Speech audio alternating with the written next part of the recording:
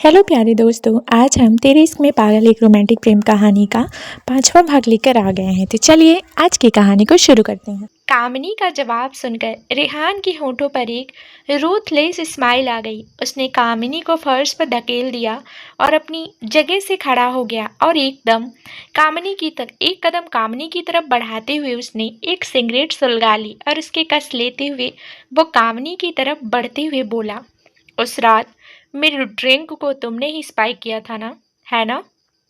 कामिनी डर से पीछे खिसकते हुए बोली, ये क्या कह रहे हो तुम? मैंने ऐसा कुछ नहीं किया। रेहान पंजों के बल कामिनी के पास बैठ गया और अपना एक हाथ अपने घुटनों पर टिकाकर कामिनी के मुंह पर धुआं छोड़ते हुए बोला, तुम किसे बेवकूफ बनाने की कोशिश कर रही हो कामिनी? रेहान राठौर को मैंने इतना बड़ा बिजनेस एम्पायर ऐसे ही खड़ा नहीं किया है। तुम मेरे ड्रिंक में ड्रग्स मिलाकर मेरे साथ सोना चाहती थी ताकि तुम इसका फ़ायदा उठाकर मुझे जल्द से जल्द शादी के लिए मना सको, राइट? लेकिन तुम्हारी इस गलती का खामियाजा रूहानी को भुगतना पड़ा। रेहान की बात सुनकर कामिनी ने हैरानी से कहा, रूहानी? फिर मन ही मन बोली, तो उस रूहानी की वजह से मेरा प्लान खराब हो गया। रेहान ने आगे कहा, हाँ रूहानी, that's right, I repaired her under the influence of drugs. Rehan की बात सुनकर कामिनी को कुछ समझ ही नहीं आ रहा था कि अब वो रेहान को कैसे मनाए।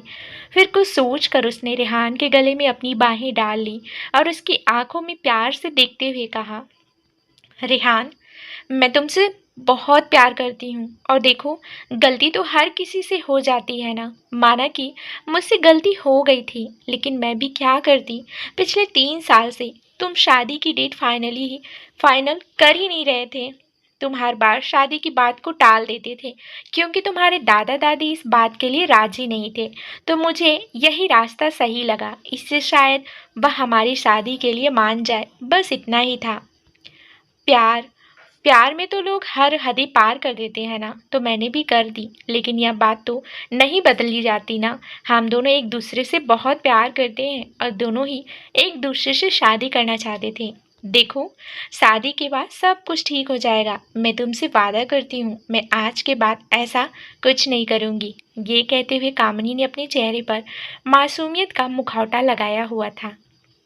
रेहान कुछ देर तक तो कामिनी की आंखों में देखता रहा। इससे कामिनी को लगा कि शायद हर बार की तरह इस बार भी उसने रेहान को अपनी बातों में फंसा लिया है और यह सोच सोच कर वह मन ही मन अब खुश होने लगी थी। तभी रेहान ने उसकी बाहें अपने गले से हटाई और खड़ा होकर नफरत से उसे देखते हुए कहा, शादी? हाँ, शादी तो ज़रूर होगी, पर तुम्हारे साथ नहीं, रूहानी के साथ। रेहान की बात सुनकर कामिनी चौंकते हुए खड़ी हुई और एकदम से चिल्लाती हुई बोली, रेहान, ये तुम क्या कह रहे हो? तुम तो मुझसे प्यार करते हो ना, तो तुम रूहानी से शादी कैसे कर सकते हो? माना तुमने एक रात उसके साथ बिताई है, पर इसका मतलब यह तो नहीं कि तुम उससे शादी कर लोगे। तुम मुझे धोखा नहीं दे सकते। ये कहते हुए उसने गुस्से से रेहान के कॉलर को पकड़ लिया। रेहान ने एक नज़र कामिनी के उस हाथ को देखा जिस हाथ से उसने रेहान के कॉलर को पकड़ा हुआ था, और फिर अपनी जलती हुई नज़रों से कामिनी की आंखों में देखा। रेहान की आंखों को देख कामिनी कुछ पल के लिए तो कांप गई। उसने धीरे से रेहान के कॉलर को छोड़ दिया। रेहान ने अपने दांत पीसते हुए कहा, don't even think the making such a mistake in the future. और धोखे की बात तुम कर रही हो कामिनी, जो ना जाने कितनी रातें उस 2 कौड़ी के साहिल के साथ गुजार चुकी है। रिहान की बात सुनकर कामिनी के चेहरे का रंग उड़ गया। तभी रिहान ने कुछ फोटोग्राफ्स कामिनी के मुंह पर फेंकते हुए कहा, तुम जैसे घटिया लड़की की शक्ल मैं दोबारा नहीं देखना चाहता। अगर थोड़ी सी भी शर्म बाकी हो तो कभी मेरी नज़रों के सामने मत आना। कहकर रिहान वहाँ से चला गया। कामिनी धम्म से नीचे बैठ गई और उन सभी फोटोग्राफ्स को अपनी नम आंखों से देख रही थी जिसमें वो साहिल की बाहों में थी। उसके सारे सपने चकनाचूर हो गए थे। वो काफ़ी देर तक वहाँ बैठी रोती रही। कुछ देर बाद उसके दिमाग में एक ही नाम गूंजने लगा, रूहानी। रूहानी, जिस वजह से अब उसका चेहरा गुस्से से लाल हो गया, उसने गुस्से से एक एक शब्द चबाते हुए कहा, इतनी आसानी से सब कुछ खत्म नहीं हो सकता। मैं इतनी आसानी से हार नहीं मान सकती। रेहान ऐसे कैसे रूहानी से शादी कर सकता है? जो मेरा था वो उस रूहानी का हो जाएगा। नहीं, नहीं, मैं ऐसा नहीं होने दूंगी, कभी नहीं। वो जोर से चीखते हुए बोली। इस वक्त वो किसी शाइको की तरह बिहेव कर रही थी। दूसरे दिन रिहान ने रूहानी से फोर्सफुली शादी कर ली। वीर को इतना तो पता था कि रेहान कामनी से शादी करने से मना कर देगा, लेकिन उसे ये नहीं पता था कि वो रूहानी से इतनी जल्दी शादी कर लेगा। इसलिए जब रेहान शादी के बाद रूहानी को लेकर मेंशन आया तो वीर भी उसके इस कदम से चौंक गया था। Flashback and. रेहान ने रूहानी को उससे शादी करने का कारण बता दिया था। रेहान ने पलट कर रूहानी की तरफ देखा जो अपना सिर झुकाए शीर्षक रही थी। रेहान उसके सामने आकर सोफे पर बैठ गया और अपनी आंखें छोटी कर उसे घूरते हुए बोला, अब तुम क्यों रो रही हो? रूहानी ने अपनी नज़रें उठाकर रेहान की तरफ देखा और कहा, उस कामनी की वजह से आपने मेरे साथ वो सब किया और कल भी आप मेरे साथ वो सब करने वाले थे। मुझे किस गलती की सज़ा मिली? मेरी इस दुनिया में कोई नहीं है ना, इसलिए सभी मेरा फ़ायदा उठाना चाहते हैं। कोई ये नहीं सोचता कि मैं क्या चाहती हूँ। रेहान एकटक रूहानी के मासूम चेहरे को देख रहा था जिस पर उसका दर्द साफ नजर आ रहा था।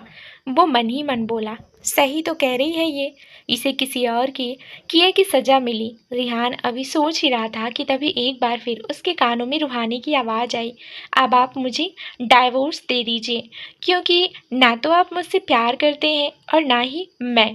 रूहानी की बात सुनकर रेहान का चेहरा एक बार फिर से शक्त हो गया। उसने शक्ति से रूहानी से कहा, सोचना भी मत कि मैं तुम्हें डाइवोर्स दूंगा। रेहान राठौर की जिंदगी में एक बार जुड़ने के बाद कोई भी उसकी मर्जी के बिना नहीं जा सकता। रूहानी ने उसे घूर कर देखा और कहा, इसका मतलब आपने मुझे परेशान करने के लिए मुझसे शादी की है। फिर वो अपनी जगह से खड़ी हुई और अपनी उंगली पॉइंट करते हुए बोली, अगर आप ऐसा सोचते हैं तो भूल जाइए। अभी आप रूहानी शर्मा को जानते नहीं हैं। मुझे जो ज़्यादा परेशान करता है उसकी ज़िंदगी में मैं परेशानियों का सैलाब ले आती हूँ। इसलिए प्यार से कह रही हूँ कि मुझे डाइवोर्स दे दो। रेहान, जो कब से रूहानी को घूर कर देख रहा था, वो अपनी जगह से खड़ा हुआ। उसके खड़े होते ही रूहानी ने अपनी कदम पीछे लेते हुए कहा, तुम वहीं खड़े रहो और मुझसे दूर से बात करो। कहते हुए रूहानी बेड पर चढ़ गई। रेहान उसकी तरफ उसे पकड़ने के लिए बढ़ा तो रूहानी दूसरी तरफ उतर गई। अब रेहान ने इरिटेट होते हुए कहा, चुपचाप इधर आओ। अगर मैंने तुम्हें पकड़ लिया ना तो तुम सोच भी नहीं सकती कि मैं तुम्हारी क्या हालत करूँगा। कहते हुए वो उसे दूसरी तरफ से पकड़ने के लिए आगे बढ़ा। रूहानी ने जब रेहान को अपने पास आते देखा तो वो जल्दी से दोबारा बेड पर चढ़ गई और दूसरी तरफ से उतरकर बोली, देखो, अगर तुमने मुझे हाथ भी लगाया ना तो मैं दादी को जाकर सब बता दूंगी कि तुमने कल मेरे साथ क्या किया था। रूहानी की बात सुनकर रेहान ने अपने हाथ बांधते हुए कहा, अच्छा, तुम दादी को सब बता दोगी? वैसे क्या बताओगी कि मेरे हस्बैंड ने मुझे कहाँ कहाँ किस किया, कहाँ कहाँ छुआ और कहाँ कहाँ वाइट किया? हाँ? कहते हुए रेहान के चेहरे पर एक डेविल स्माइल आ गई। रेहान की बात सुनकर रूहानी अपनी नाखून चबाते हुए सोचने लगी, मैं ये दादी को कैसे बता सकती हूँ? मैं इनकी तरह बेशर्म थोड़ी हूँ ना। कुछ सोच रूहानी बोली, इस शैतान से बचने का तरीका। तभी रेहान ने रूहानी का हाथ पकड़कर उसे अपनी तरफ खींचा। रूहानी सीधा बेड पर गिर गई और उसी के साथ रेहान भी उसके ऊपर आ गया। रूहानी अब बेचारों वाली शक्ल बनाकर रेहान को देख रही थी। वहीं रेहान के होठों पर एक जीत वाली स्माइल थी। अब बोलो, क्या कह रही थी?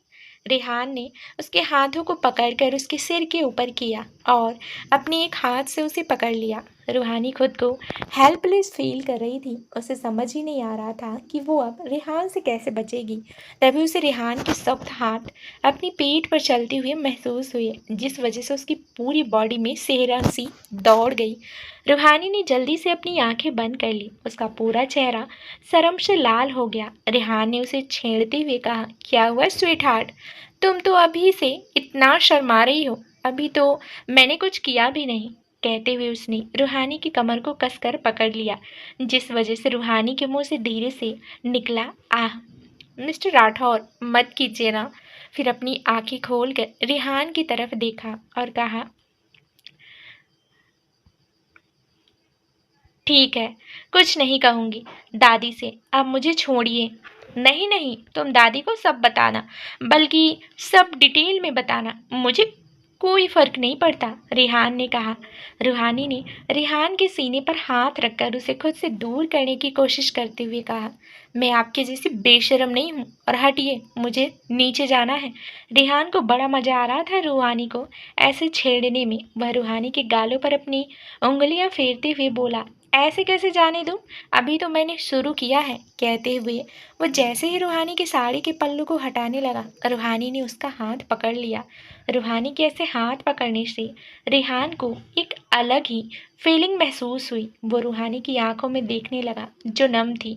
फिर पता नहीं रेहान के दिल में उस वक्त क्या आया कि वह रूहानी के ऊपर से उठकर खड़ा हो गया और दूसरी तरफ देखते हुए बोला कि तुम बात बात में रोने क्यों लगती हो? रूहानी ने अपने कपड़े सही किए और रेहान के सामने जाकर खड़ी हो गई और अपनी नम आंखों से उसे देखते हुए बोली, आपको याद है मिस्टर राठौर, आप जब मुझे मेरे घर से लेकर आए थे तो आपने कहा था कि आप मुझे यहाँ किसी तरह की परेशानी नहीं होने देंगे, लेकिन फिर यहाँ लाकर आपने मेरे साथ क्या किया?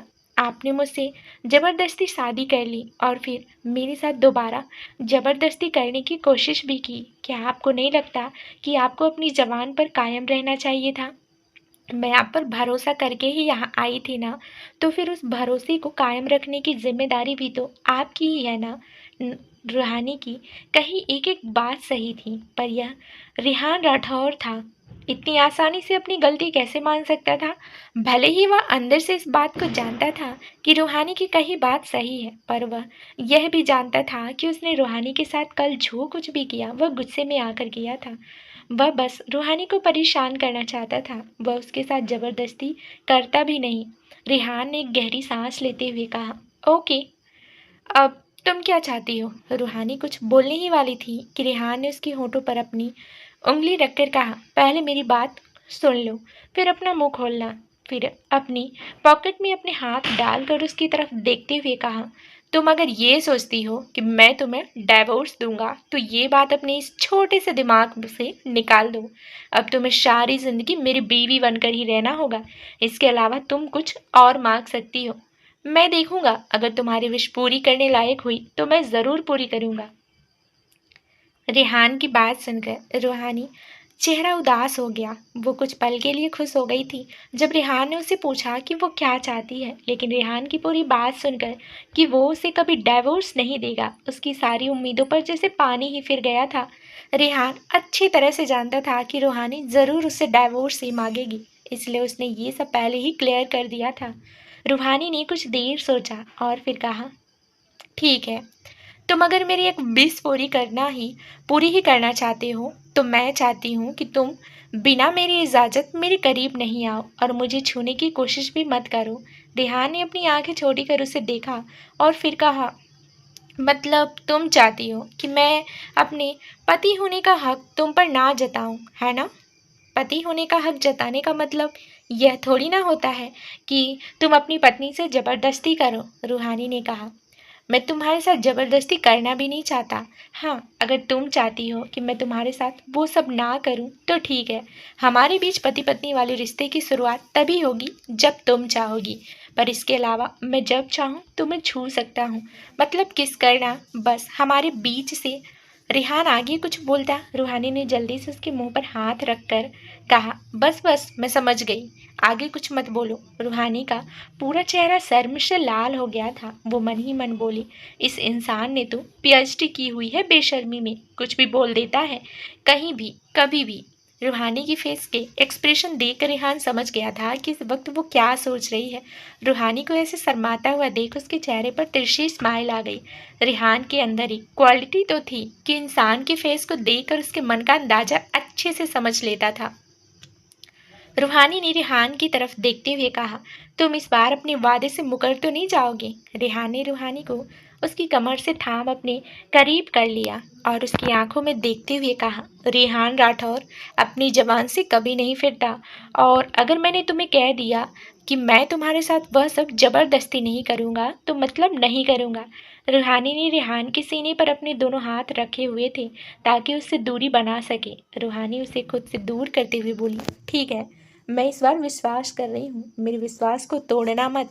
अब मुझे जाने दो, मुझे दादी से कुछ काम है। पर रेहान के दिमाग में तो अभी कुछ और ही चल रहा था। उसने रूहानी के बालों को कसकर पकड़ा और उसके चेहरे को अपने करीब करता हुआ बोला, पर उससे पहले मुझे मेरे ज़रूरी काम करने दो, कहकर उसने रूहानी के होठों पर अपने होठ रख दिए। रूहानी की आंखें एकदम से बड़ी हो गई क्योंकि रेहान की इस हरकत से वह चौंक गई थी।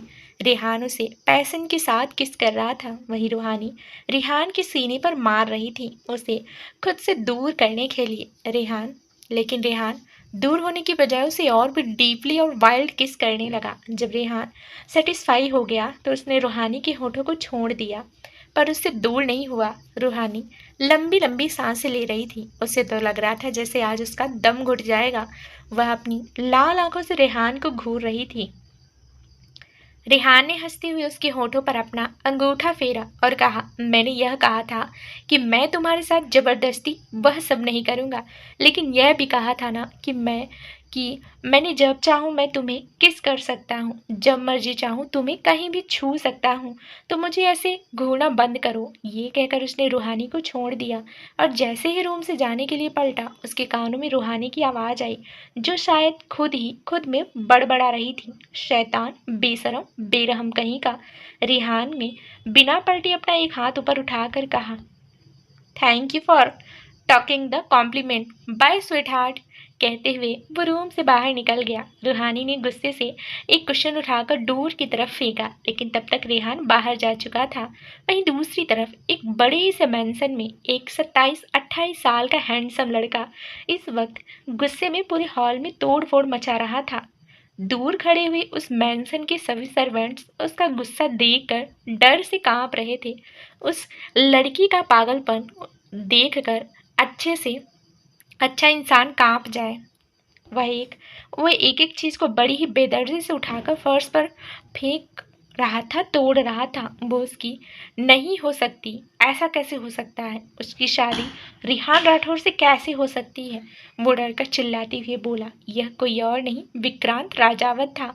राजावत एम्पायर का मालिक। पैसे और पावर के मामले में विक्रांत राजावत भी कम नहीं था। हाँ, पर वह रेहान राठौर से ज़्यादा भी नहीं था। रेहान राठौर के बाद अगर किसी का नाम इस शहर में लिया जाता है तो वह था विक्रांत राजावत। विक्रांत राजावत जिसकी जिद और जुनून रूहानी शर्मा थी।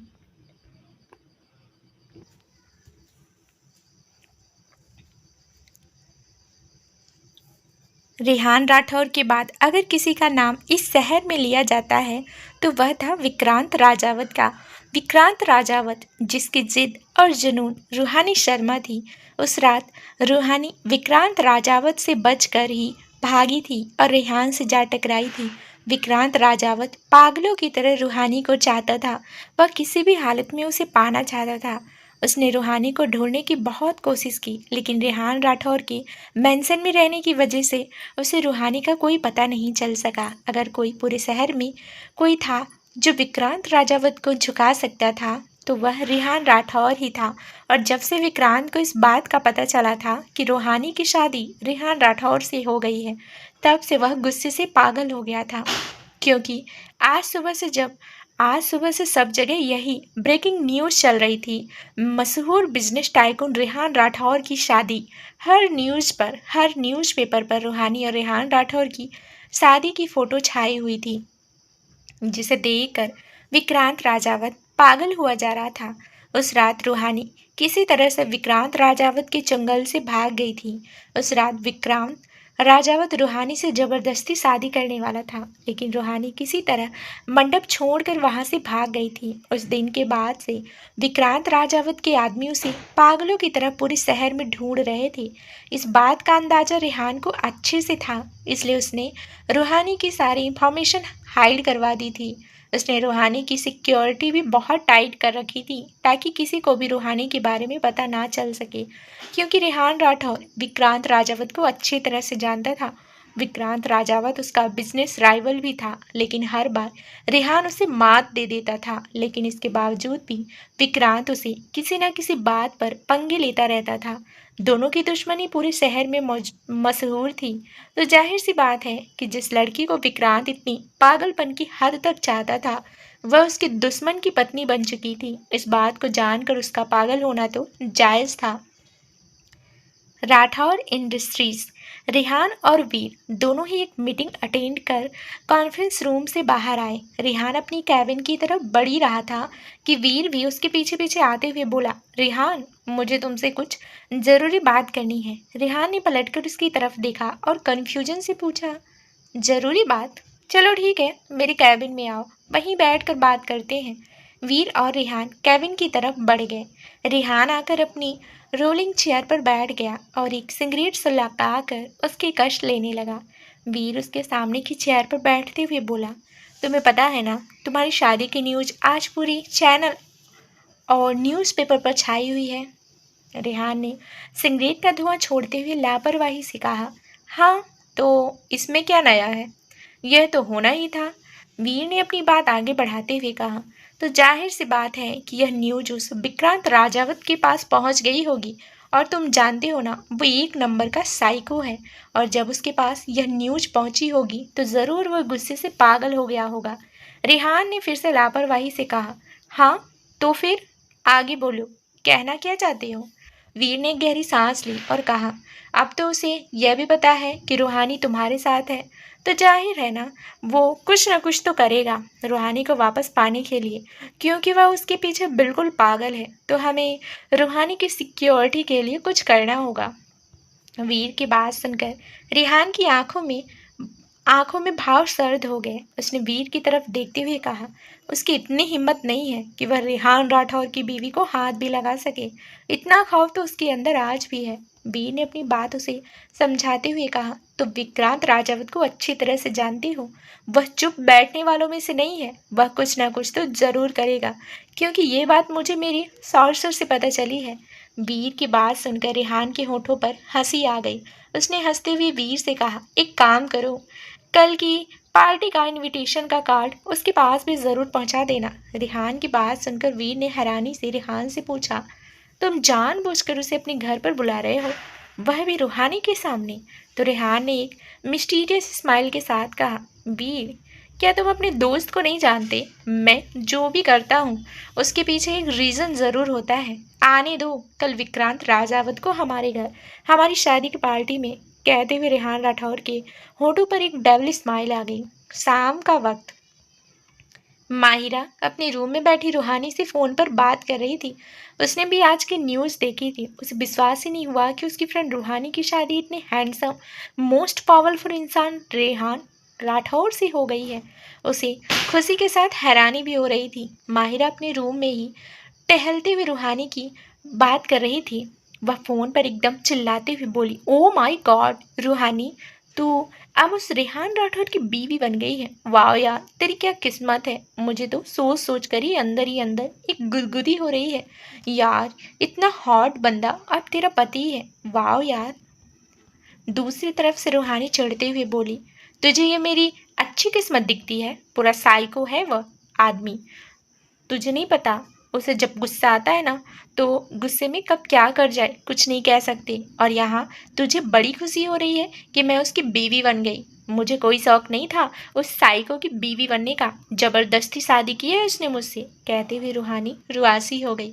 रूहानी की बात सुनकर माहिरा उससे कुछ कहने ही वाली थी कि तभी उसकी डोरबेल की आवाज़ सुनाई दी। माहिरा ने रूहानी से कहा, रूहानी, मैं तुमसे बाद में बात करती हूँ, लगता है गेट पर कोई है। कहकर उसने फ़ोन डिस्कनेक्ट कर दिया। माहिरा ने जाकर गेट खोला तो सामने वीर खड़ा हुआ था।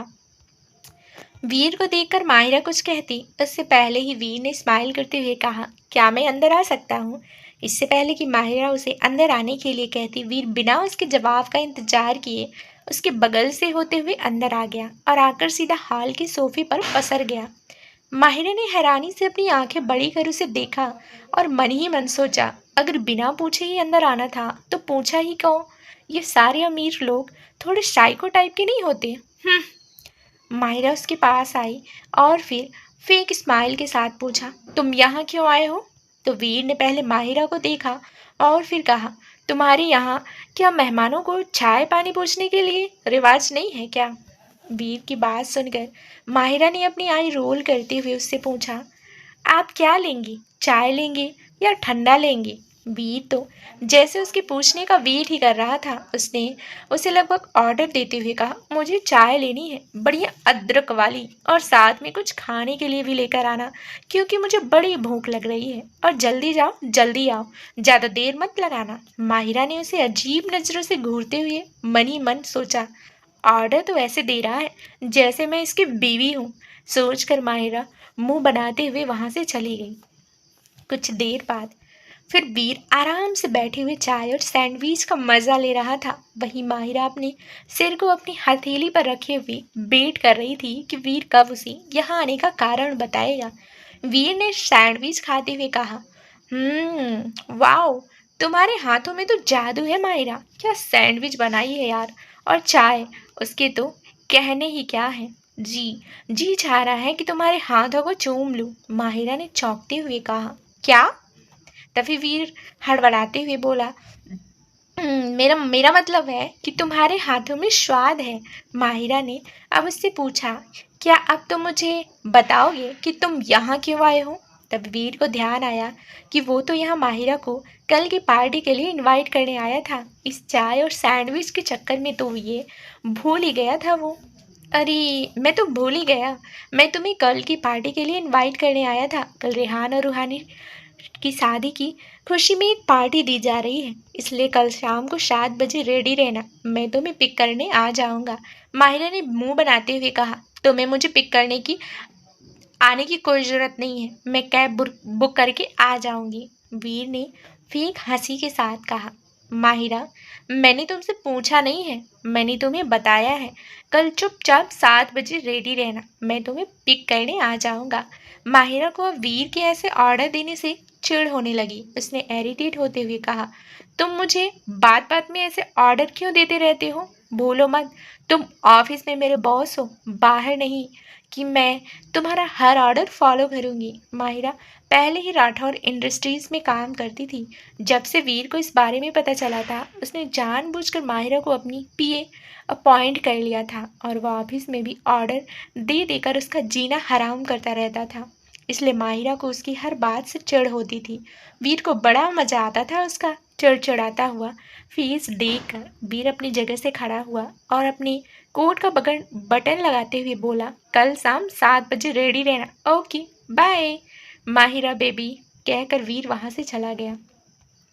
माहिरा ने गुस्से से अपनी मुट्ठियां भींचते हुए कहा, आओ, तुम कल 7 बजे, मैं उससे आधा घंटा पहले ही घर से निकल जाऊंगी, फिर देखती हूँ तुम किसे पिक करने आते हो। दूसरी तरफ एक होटल के रूम में एक लड़के की दर्द भरी आहें और सिसकियां पूरे रूम में गूंज रही थी। वहीं एक लड़का जानवरों की तरह उसके साथ इंटीमेट हो रहा था, लेकिन वह लड़की भी उसकी इस वाइल्डनेस को खूब एंजॉय कर रही थी। उस लड़के की मस्कुलर बॉडी काफ़ी हॉट थी। उस लड़की की वाइल्डनेस देखकर साफ पता चल रहा था जैसे वह अपना गुस्सा उस लड़की पर उतार रहा हो। यह कोई और नहीं, विक्रांत राजावत था, जो एक लड़की के साथ इंटीमेट हो रहा था। करीब 2-3 घंटे तक यह सिलसिला चलता रहा और जब वह पूरी तरह से संतुष्ट हो गया तब उस लड़की से अलग हुआ और उसके बगल में ही लेट गया। कुछ देर बाद उसने उस लड़की की तरफ देखा।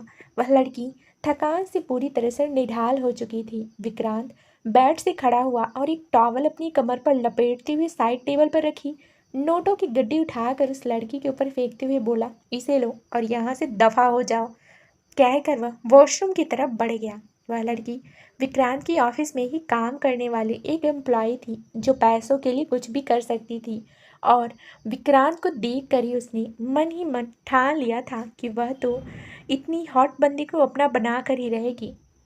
वही विक्रांत उसके चेहरे को देख कर ही समझ गया था कि वह लड़की क्या चाहती है, इसलिए उसने उसे इस होटल रूम में बुलाया था। लेकिन जब विक्रांत ने उसके मुंह पर नोटों की गड्डियां फेंकी तो वह लड़की थोड़ा हैरान रह गई। उसने तो सोचा था कि विक्रांत उसमें इंटरेस्टेड है और वह उसे अपने जाल में फंसाने में कामयाब हो गई है, लेकिन पैसे देकर तो जैसे विक्रांत ने उसकी एक रात की कीमत चुकाई थी। इतनी आसानी से विक्रांत को अपने हाथों से नहीं जाने देना चाहती थी, लेकिन वह जानती नहीं थी कि विक्रांत राजावत किस तरह का आदमी है। कुछ देर बाद विक्रांत सावर लेकर वॉशरूम से बाहर आया। इस वक्त भी उसने अपनी कमर पर एक वाइट टॉवल लपेटा हुआ था। उसके भीगी हुई मस्कुलर बॉडी पर जमी पानी की बूंदें उसे काफ़ी हॉट लुक दे रही थी। उसकी नज़र जब सामने बेड पर गई तो उसने देखा वही लड़की जिसका नाम शारा था, लस्टफुल नज़रों से विक्रांत को ही देख रही थी। उसने एक पतली बेडशीट से खुद को कवर किया हुआ था, लेकिन उसकी अपर बॉडी पर बने हुई निशानों से साफ पता चल रहा था कि विक्रांत ने अभी भी उसके साथ कितना वाइल्ड बिहेव किया था। विक्रांत ने उसे अपनी आंखें छोटी कर घूरा और कहा, तुम अभी तक यहाँ क्या कर रही हो? तुम्हारी कीमत तुम्हें मिल चुकी है ना, तो गई क्यों नहीं यहाँ से? विक्रांत की बात सुनकर सारा के होठों पर एक कातिलाना मुस्कान आ गई। वह चादर लपेटे हुए ही खड़ी हुई और विक्रांत के पास जाकर उसकी चेस्ट पर अपनी उंगलियां फेरती हुई बोली, अभी तो पूरी रात बाकी है जान। रात का क्या, मैं तो पूरी जिंदगी तुम्हें खुश करने में बिता सकती हूँ अगर तुम चाहो तो। कहते हुए जैसे ही वह विक्रांत के होठों पर अपनी होंठ रखने वाली थी, विक्रांत ने उसके बाल पकड़कर गुस्से से अपने दांत पीसते हुए कहा, तुम जैसी लड़कियों को मैं एक रात से ज़्यादा अपनी ज़िंदगी में टिकने नहीं देता। आज के बाद मेरे ऑफिस में या मेरे आसपास तुम मुझे नज़र नहीं आना चाहिए, वरना तुम्हें इस दुनिया से ऐसे गायब करूँगा जैसे कभी तुम इस दुनिया में आई ही नहीं थी, समझी? ये कहकर उसने सारा को फर्श की तरफ धकेल दिया और अपनी कपड़े चेंज करके रूम से बाहर निकल गया। राठौर मैंसन। रात को डिनर के बाद सभी अपने अपने रूम में आराम करने के लिए चले गए थे, लेकिन रूहानी अभी दादी के रूम में ही बैठे उनकी और दादाजी के साथ गेम खेल रही थी। दरअसल वह जानबूझकर देर कर रही थी। वह चाहती थी कि जब रूम में सब सो जाए तब वह शैतान मतलब उसका पति रेहान सो चुका हो। वह जानती थी कि अगर वह अभी रूम में गई तो रेहान उसे परेशान करने का एक मौका नहीं छोड़ने वाला, इसलिए वह जानबूझकर दादा दादी के साथ गेम खेलने में बिजी हो गई थी। जब काफ़ी देर हो गई तब रूहानी को भी रियलाइज़ हुआ कि दादाजी और दादी जी का इतनी देर तक जागना उनकी सेहत के लिए ठीक नहीं है। वह अपने मतलब के लिए उनकी सेहत के साथ खिलवाड़ नहीं कर सकती थी। उसने गेम बंद करते हुए कहा, अब आप दोनों का सोने का वक्त हो गया है, चलो सो जाओ अब आप। दादाजी ने हंसते हुए कहा, ठीक है दादी माँ, अब हम सो रहे हैं, अब तुम भी अपने रूम में जाकर सो जाओ। दादाजी की बात सुनकर रूहानी को हंसी आ गई। वह उनके रूम से बाहर निकली। इस वक्त रात के 11 बज चुके थे। उसे लगा कि रेहान तो अब तक सो ही चुका था होगा, इसलिए वह निश्चिंत होकर अपने रूम की तरफ बढ़ गई। जब वो रूम में आई तो रूम की लाइट ऑफ थी। वह हल्की हल्की मध्यम रोशनी थी। उसने बेड की तरफ देखा तो रेहान पेट के बल बेड पर लेटा हुआ था। उसने एक चैन की सांस ली और मन ही मन कहा, चलो आज तो बच गई। फिर उसने धीरे से बेड से अपना पिलो और ब्लैंकेट उठाया और सोफे पर आकर लेट गई। उसने ब्लैंकेट को मुंह तक ओढ़ लिया था। अभी उसे लेटे हुए कुछ ही वक्त हुआ था कि उसे महसूस हुआ कि वह हवा में उड़ने लगी है, लेकिन कुछ ही देर बाद उसे समझते देर नहीं लगी कि वह इस वक्त रेहान की बाहों में है। इससे पहले कि वो रेहान से कुछ कहती, रेहान ने उसे लाकर बेड पर पटक दिया। उसके मुंह के ऊपर अभी भी ब्लैंकेट डाला हुआ था तो वह कुछ देख नहीं पा रही थी। उसने अपना ब्लैंकेट अपने मुंह से इतना ही हटाया जिससे सिर्फ उसकी आंखें ही नजर आए। तभी उसकी नज़र रेहान की नज़रों से मिली जो उसके ऊपर ही झुका हुआ उसे देख रहा था। रूहानी ने उसे अपनी बड़ी बड़ी पलकें झपकाते हुए पूछा, तुम तो सो गए थे ना, फिर जागे कब? तुमसे किसने कहा कि मैं सो गया था? मैं तो तुम्हारा ही वेट कर रहा था स्वीटहार्ट। रेहान ने उसे शरारती स्माइल के साथ कहा। क्यों? तुम मेरा वेट क्यों कर रहे थे? रूहानी ने थोड़ा घबराते हुए पूछा। रेहान ने फेक स्माइल के साथ कहा, कितना इनोसेंट बनती हो ना तुम, जैसे कुछ जानती ही नहीं। हमारी नई नई शादी हुई है तो तुम्हें वक्त पर हमारे रूम में आ जाना चाहिए था, लेकिन तुम तो जानबूझकर लेट कर रही थी, है ना? रूहानी उसे अपने ऊपर से धकेलते हुए बोली, मैं जानबूझकर लेट नहीं आई थी। मैं नीचे दादाजी और दादी जी के साथ गेम खेल रही थी। इसी वक्त का इसलिए वक्त का पता ही नहीं चला। ओह!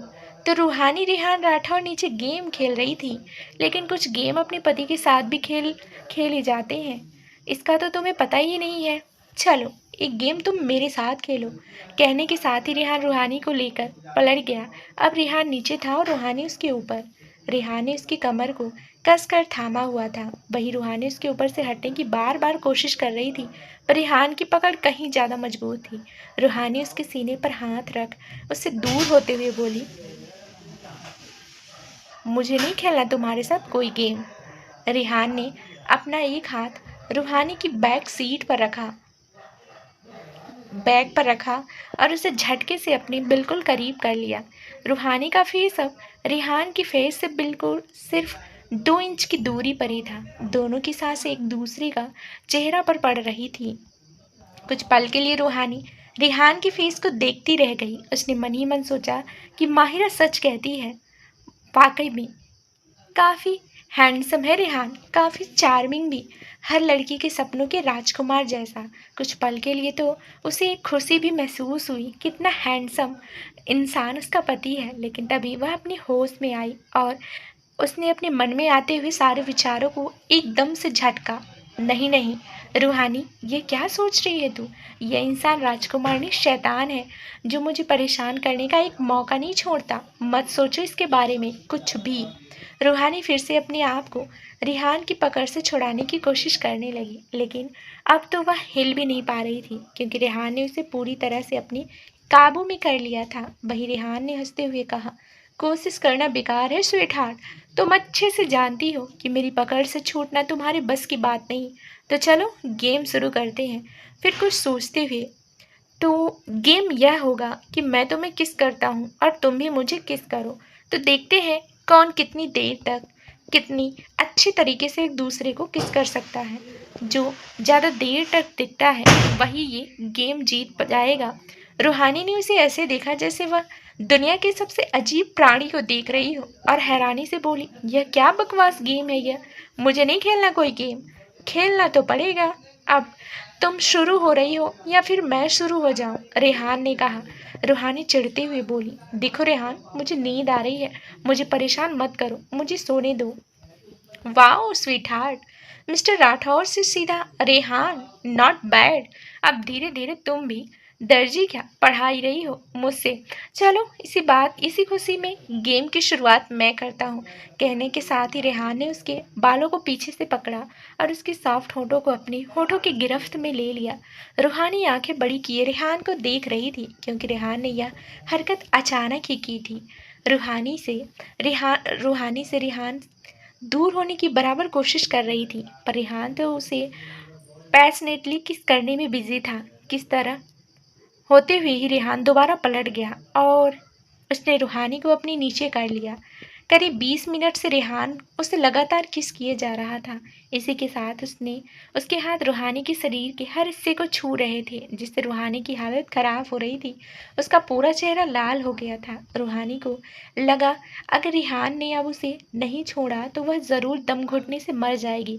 उसने रेहान को खुद से दूर करने के लिए उसके होंठ पर जोर से बाइट कर दिया। दर्द का एहसास होते ही रेहान उससे दूर हो गया और अपनी आंखें छोटी कर उसे घूरने लगा। वहीं रूहानी का पूरा चेहरा लाल सुर्ख हो गया था। वह लंबी लंबी सांस लेते हुए रूहान को देख रही थी। रूहानी को अपनी तरफ ऐसे गुस्से से घूरते हुए देख रेहान के होठों पर फिर से स्माइल आ गई। उसने कहा, sweet heart, you lost the game. कोई बात नहीं, बुरा मत मानना, मैं तुम्हें इस गेम में परफेक्ट कर ही दूंगा। अच्छा, तो कल फिर हम एक नया गेम खेलेंगे, ठीक है? रूहानी ने गुस्से से रेहान को जोर से धक्का दिया, जिस वजह से वो उसके बगल में ही गिर गया। पर उसे रूहानी की शक्ल देखकर बड़ी हंसी आ रही थी। रूहानी उठकर बैठ गई और उसे पिलो से मारते हुए बोली, नहीं खेलना मुझे तुम्हारे साथ ये डर्टी गेम, और कोई ज़रूरत नहीं है मुझे ऐसी चीज़ें सिखाने की।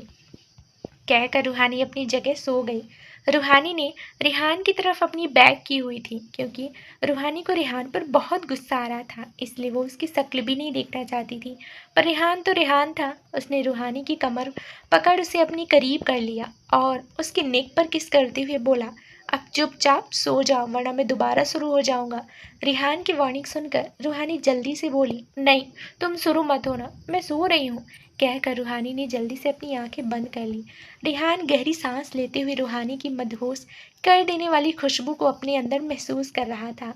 कुछ देर में उसे भी नींद आ गई। वहीं अनिरुद्ध अपने रूम में बैठा हुआ ड्रिंक कर रहा था। उसके सामने ही टेबल पर रेहान राठौर की पार्टी का इनविटेशन कार्ड रखा हुआ था, जिसे वह ड्रिंक करते हुए घूर कर देख रहा था। उसकी आंखें इस वक्त बहुत लाल थीं, पर चेहरा उतना ही शांत था। पर उसके दिमाग में इस वक्त बहुत कुछ चल रहा था। कुछ देर बाद इनविटेशन कार्ड को ऐसे ही घूर कर देखने के बाद वह अपनी कोल्ड वॉइस में बोला, मुझे अच्छे से पता है रेहान राठौर, तुम मुझे उस पार्टी में बुलाकर क्या दिखाना चाहते हो, पर मैं भी विक्रांत राजावत हूँ। रूहानी को मैं ज़्यादा दिनों तक तुम्हारे पास रहने नहीं दूंगा। रूहानी मेरी है, मेरी थी और मेरी ही रहेगी। कहते हुए विक्रांत के होठों पर एक डेविल हंसी आ गई। दूसरा दिन सुबह के अलार्म के साथ रेहान की नींद खुली। रेहान ने जैसे ही उठने की कोशिश की, उसे लगा उसका शरीर जैसे बंधा हुआ है। उसने अपनी आंखें खोलकर अपने पास देखा तो रूहानी ने अपना सिर रेहान के सीने पर रखा हुआ था और अपने एक हाथ से उसकी कमर को कस कर पकड़ा हुआ था, और उसने अपना एक हाथ पैर भी रेहान के पैरों पर डाला हुआ था। कुल मिलाकर रूहानी ने नींद में रेहान को कसकर पकड़ा हुआ था। रेहान ने अपने बालों में हाथ फेरते हुए सोचा, उफ, ये लड़की वैसे तो हमेशा दूर भागती है, पर अब ऐसे चिपकी हुई है जैसे मुझे दूर जाने ही नहीं देगी। रिहान ने उसे धीरे से सही तरह से सुलाया और ब्लैंकेट से कवर कर दिया। कुछ पल तक रेहान रूहानी की फेस को देखता रहा। रूहानी सोते हुए बहुत प्यारी, एक बच्ची की तरह लग रही थी। रेहान ने मन ही मन कहा, सोते हुए कितनी मासूम लगती है और जब जागती है तो बस लड़ने को उतारू रहती है। रेहान ने गहरी सांस ली और फिर बेड से उठ गया। एक लड़की, दूसरी तरफ एक लड़की जिसकी उम्र करीब 20 के लगभग, येलो कलर का अनारकली सूट पहने हुए, कमर तक आते लंबे घुंघराले बाल जो हल्के से ब्राउन भी हैं, कानों में छोटी छोटी बालियां और हाथों में सिल्वर कलर की चूड़ियां, माथे पर छोटी सी काली बिंदी और आंखों में काजल जो उसकी खूबसूरत आंखों की खूबसूरती को और भी बढ़ा रहा था। गुलाबी होठ और उस पर बना हुआ छोटा सा काला तिल, जैसे उसकी खूबसूरती को बुरी नज़र से बचाने के लिए किसी ने काला टीका लगा दिया हो। और रंग तो ऐसा जैसे सोना।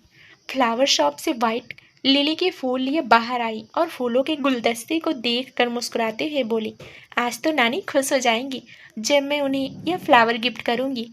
वैसे नानी की डांट से बचने का सबसे आसान तरीका है उन्हें ये फूल गिफ्ट कर दो। फिर आसमान में देखते हुए बोली, वैसे मानना पड़ेगा नाना जी, आपने भी यह फूल देकर नानी को पटाया था ना। अच्छा हुआ यह ट्रिक आपने मुझे पहले ही बता दी। अब तो नानी जब भी गुस्सा होती है उन्हें यह फूल गिफ्ट करती हूँ। नानी भी खुश होकर भूल ही जाती है कि वह मुझे डांटने वाली थी। अब जल्दी से जाती हूँ वरना फिर से और नाराज हो जाएंगी। कहकर जल्दी से अपनी स्कूटी के पास आई और स्कूटी स्टार्ट कर वहाँ से निकल गई। इस लड़की का नाम है सुहाना। सुहाना एक चुलबुली, थोड़ी शरारती लड़की है और अभी ग्रेजुएशन के फाइनल ईयर में है। सुहाना की ज़िंदगी में सिर्फ उसकी नानी है जो उसका सब कुछ है। कुछ साल पहले ही सुहाना के नाना जी की डेथ हो गई थी।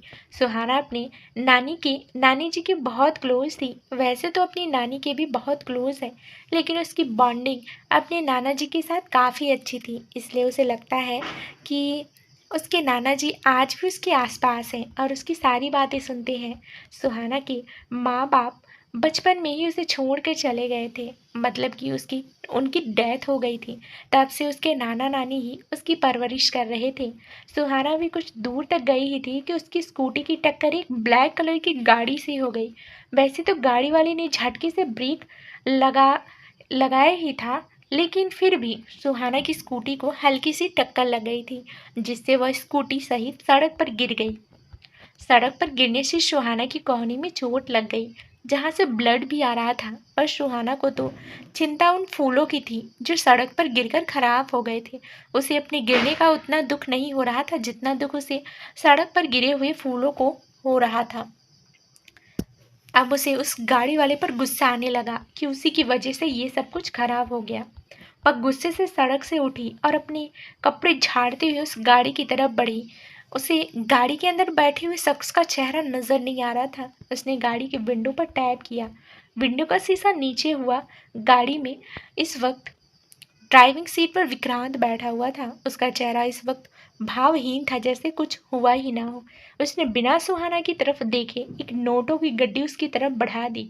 विक्रांत की इस हरकत पर सुहाना का पारा हाई हो गया। उसने गुस्से से चिल्लाते हुए कहा, चुपचाप गाड़ी से बाहर आओ।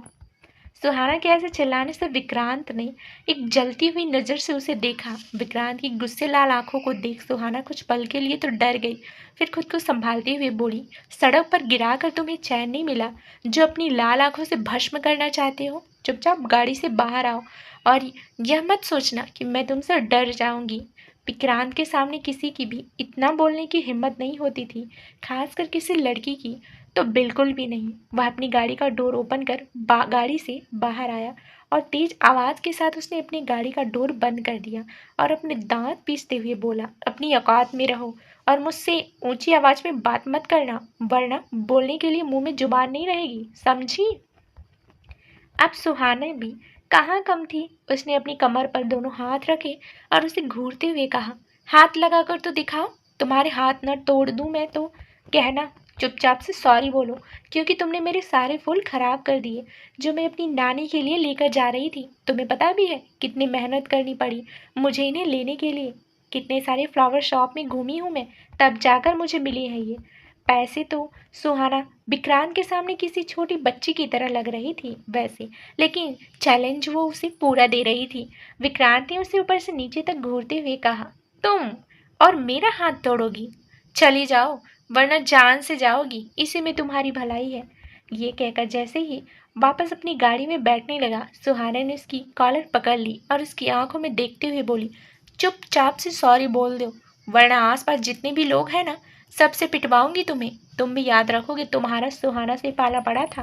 सुहाना की इस तरह कॉलर पकड़ लेने से विक्रांत को गुस्सा तो इतना आया कि वह अभी की अभी इस लड़की की जान ले ले। लेकिन उसने एक सरसरी निगाह अपने आसपास डाली तो देखा वाकई में वहाँ कई सारे लोग इकट्ठे हो गए थे। उसमें से कुछ लोग तो उनकी वीडियो भी बना रहे थे।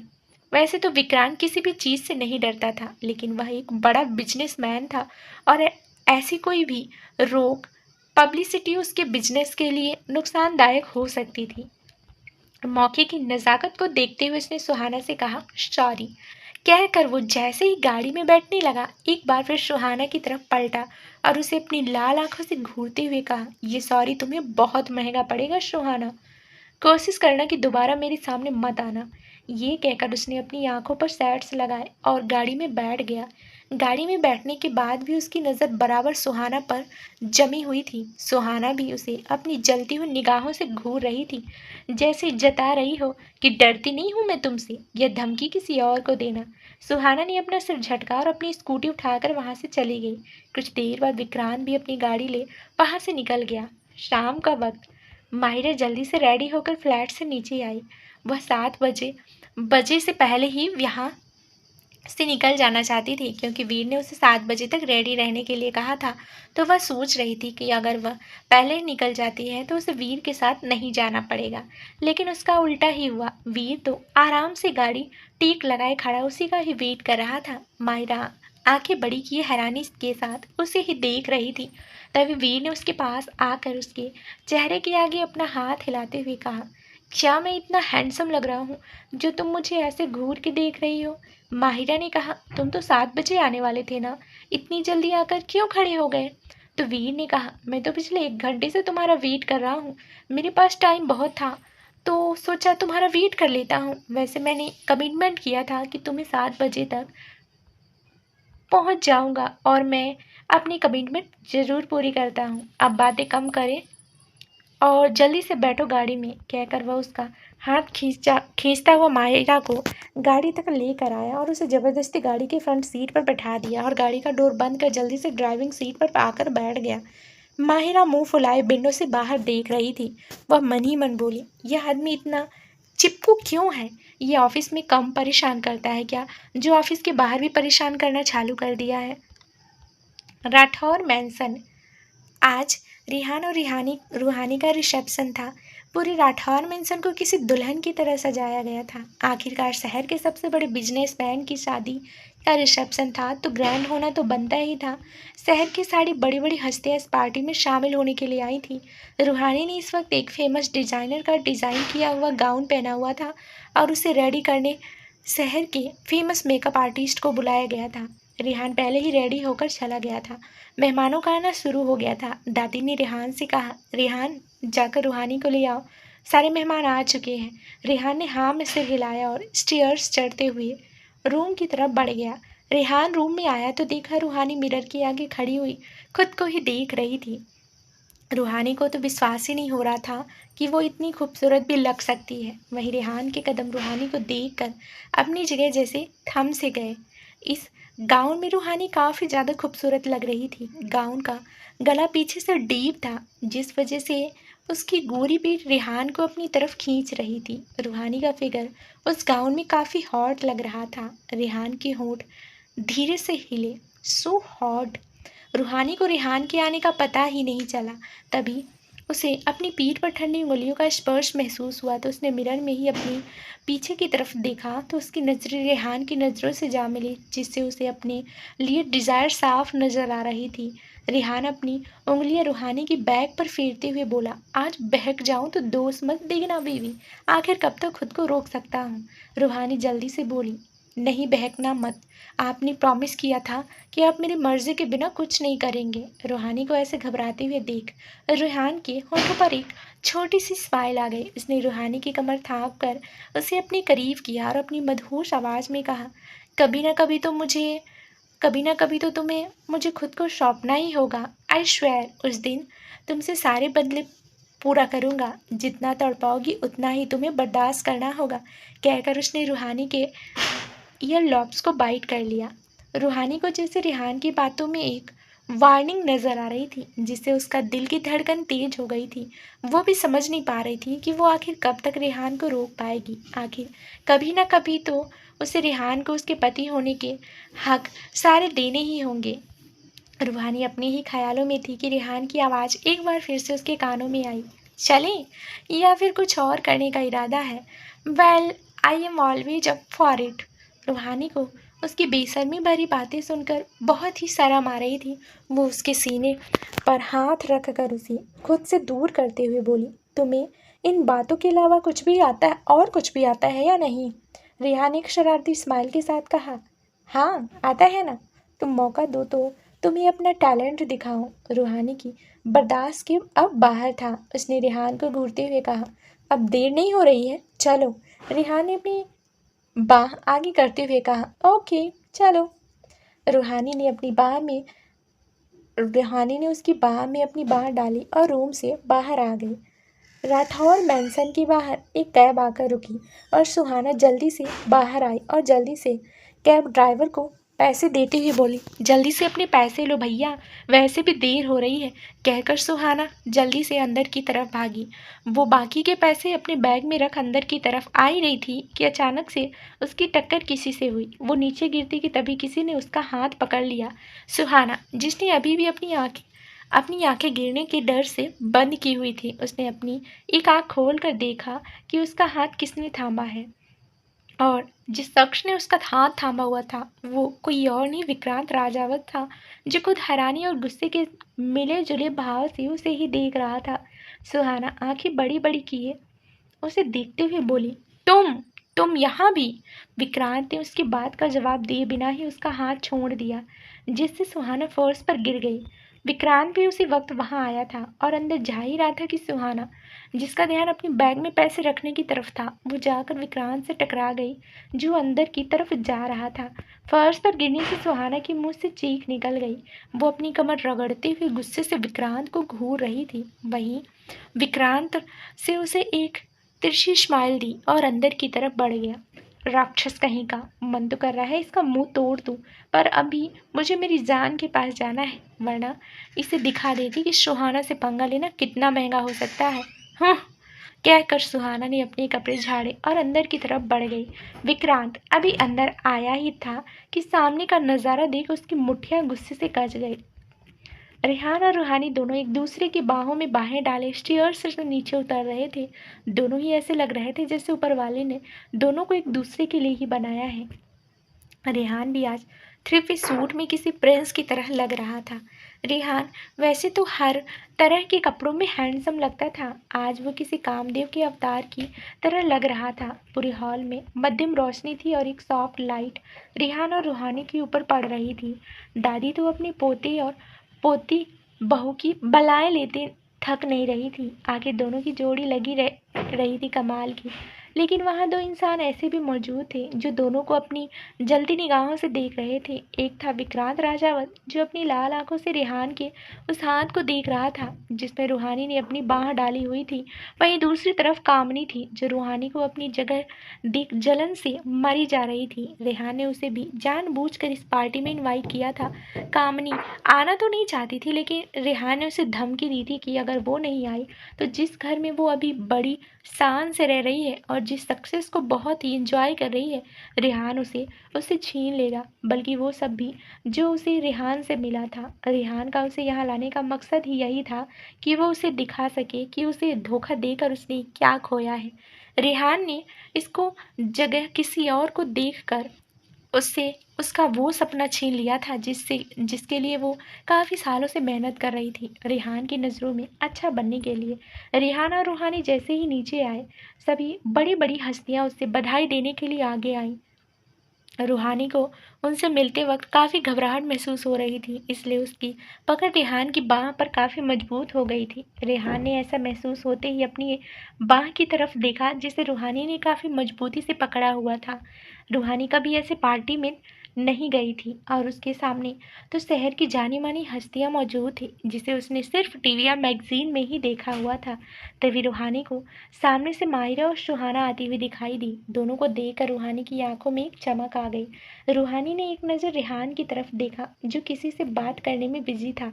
रूहानी ने रेहान के करीब जाकर धीरे से कहा, क्या मैं अपनी फ्रेंड के पास जाऊं? वैसे भी तुम अपनी बातों में बिजी हो। रेहान ने एक नज़र रूहानी की तरफ देखा जो उसे जैसे आंखों ही आंखों में रिक्वेस्ट कर रही थी। फिर उसने उस तरफ देखा जहां उसकी दोनों दोस्त माहिरा और सुहाना खड़ी हुई थी। रेहान माहिरा को पहचानता था, इसलिए उसने रूहानी को वहां से जाने की इजाज़त दे दी। वैसे भी वो समझ रहा था कि रूहानी इन सभी के बीच अनकंफर्टेबल फील कर रही थी। रूहानी खुश होते हुए दोनों के पास चली गई। रेहान वापस अपनी बातों में बिजी हो गया। रूहानी ने जाकर दोनों को ही हक किया और खुश होते हुए बोली, कितना अच्छा लग रहा है तुम दोनों को इतने दिनों बाद देखकर। पता है मैंने दोनों को कितना मिस किया तुम दोनों को। और सुहाना, तुम कब वापस आई बनारस से? सुहाना की नानी का एक घर बनारस में भी था। साल में एक बार वो लोग बनारस जरूर जाते थे। सुहाना को वो घर इसलिए भी प्यारा था क्योंकि उसकी माँ का बचपन उसी घर में बीता था। सुहाना ने जवाब देते हुए कहा, मैं पिछले हफ्ते ही वापस लौटी हूँ और आते ही एक ब्रेकिंग न्यूज़ मिली कि तेरी शादी राठौर एम्पायर के मालिक रेहान राठौर से हुई है। वैसे मानना पड़ेगा, शादी चाहे किसी भी हालात में हुई हो पर बंदा है बड़ा ही हॉट। सुहाना ने उसे छेड़ते हुए कहा। रूहानी ने उसे आंखें दिखाते हुए कहा, अब तू भी माहिरा की जबान बोलने लगी है। कम से कम तू तो मेरा साथ दे।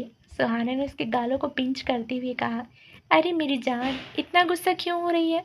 मैं तेरे साथ ही हूँ। माहिरा ने हंसते हुए कहा, ध्यान रखना सुहाना, अगर इसके हस्बैंड ने देख लिया ना कि तू उसके वाइफ के साथ फ्लर्ट कर रही है तो कहीं वो तुझे इस दुनिया से गायब ही ना करवा दे। तो दोस्तों, आगे अब इस कहानी में क्या होने वाला है, ये जानने के लिए इस कहानी का अगला भाग ज़रूर सुनें जो जल्द ही इस चैनल पर प्रसारित कर दिया जाएगा। दोस्तों, उम्मीद करती हूँ हमारी आज की कहानी आपको पसंद आई होगी। अगर पसंद आई है तो वीडियो को लाइक करें और अगर आप हमारे चैनल पे नए हैं तो जल्दी से चैनल को सब्सक्राइब कर लें। साथ ही बेल आइकन को भी प्रेस करें ताकि मेरे नेक्स्ट कहानी का नोटिफिकेशन सबसे पहले आप तक पहुँचे। धन्यवाद दोस्तों।